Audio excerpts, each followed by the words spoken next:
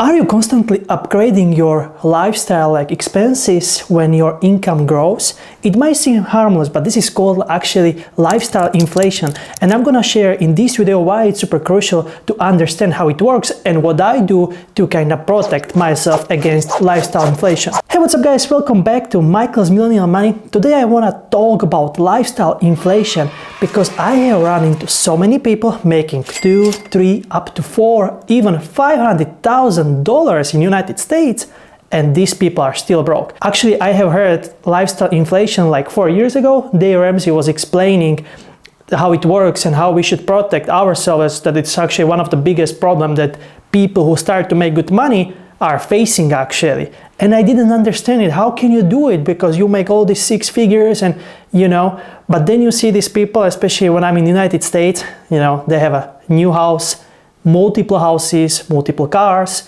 multiple boats, bikes, dirt bikes, four-wheelers. Some of them even have a planes and all the other crazy stuff. And you have to understand, if you don't create the assets, you have to be one still working to pay the bills. And you cannot stop working because you already have a big amount of bills. That's how I see it. So with that being said, let's get ready for the video. You can support me with a like or subscribe. Look, we are in 2024. Things are getting way more pricier than ever before. There's huge inflation. It used to be even 2 digits inflation in most of the countries across the Europe, across the world, right? Like the place that I'm living right now in Czech Republic, they used to have like last 2-3 years over 15% of inflation. So things are getting way more expensive. So if you don't control yourself, like with your spending, man, you might have a very big issue because it might slow you down. You might even create bad debt that it's hard to pay off, and maybe your kids will be the one who are gonna be paying for it, which of course you don't want to do. At least I don't want to. Look, when I started 6 years ago, I had zero money. I was 17, almost 18. I guess it's okay when you don't have any money. I knew I'm gonna be the one who has to make money because nobody else is gonna give me money. So I remember my brother, he actually borrowed me like $400 or $500 that I could buy flight tickets. And I could go work abroad and make way more if I would spend that time at my country, because that's how it works, especially in Europe, that you go to one country to another, there are big differences. And when you are there short term, you can actually save up quite a bit of money. If you are kind of like me, it doesn't have to have a lot of things or, luxury clothes or accommodation or whatever. So what I want to say, what I learned 6 years ago, it was actually habits, spending habits. I actually did create some of them. And actually right now, whenever I buy something, I just mark it down to the app and I have an overview. And I think it's super important with the lifestyle inflation, you have to be in charge of your finances. Not like the finances are in charge of you, because once they are in charge of you, you don't have a control anymore, right? Like your car breaks down and you are just, oh, I don't know how I'm gonna pay it and so on. You don't want to have this kind of issues because, first of all, for me, it's a stupid issue. It's, stupid car. Why should I be even thinking about it? And the second, you have to plan. So that's what I was doing always, and I'm still doing it. Even though, like right now, I make way more money than I was like 18 years old, I still have the same habits, That's what I learned. Because actually that's super important, and that would be another tip that I want to mention as well.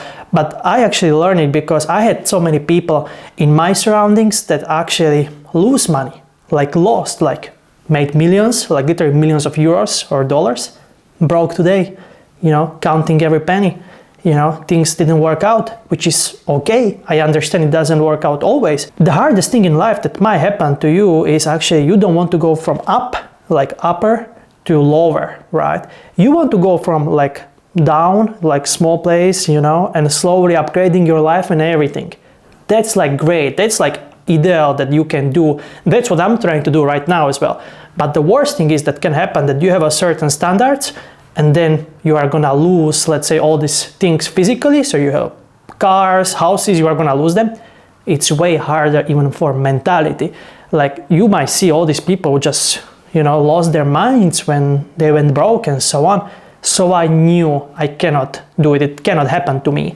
So that's the second actually tip from me that I learned, learn from the mistakes of others, especially when it comes to money and financing and so on. I'm not talking about investing and returns and ROI and so on.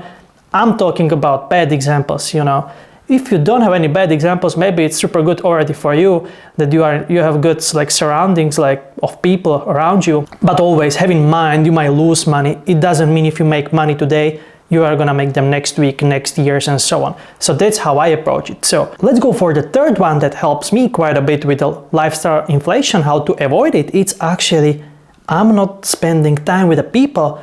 They were taking me down, or they were taking my energy, they were taking my time, which I'm not talking, I have to focus on making money, hustle, and so on every day, every hour. But, when you have friends, they go out every Wednesday, every Friday, every Saturday, go to the bars and so on. You probably will be spending some money. So when I was like younger, I actually stopped to do all this associating with these people, which I was not like, hey, I'm not gonna talk with you anymore in my life. I was just like, yeah, I'm not coming. And yes, they were laughing, they were like saying you have to enjoy and so on. Of course, I understand when you are young, you have to enjoy in some way.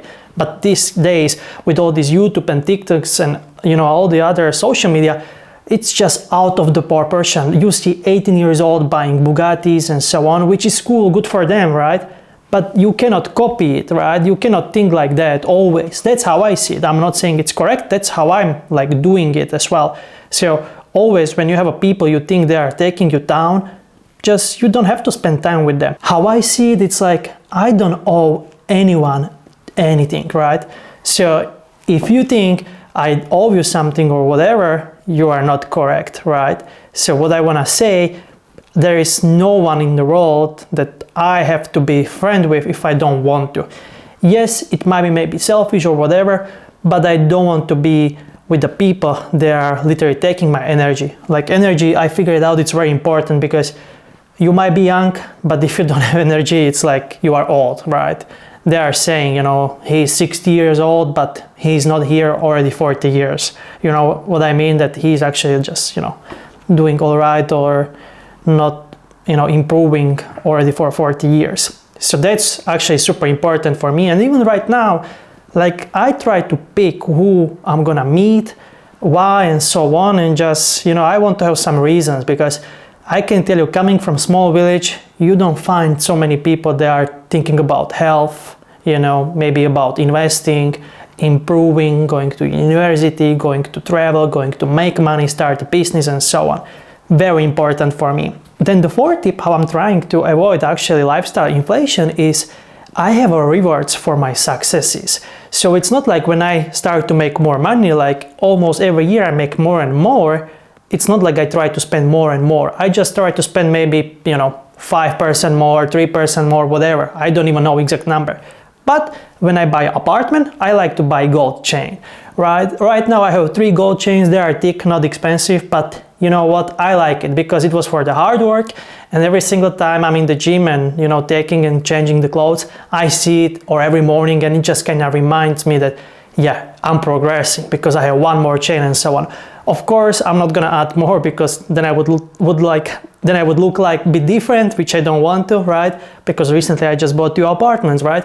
But I did make a commitment. Once I would have 10 apartments, I would buy Porsche or maybe Rolex, one of these 2 things.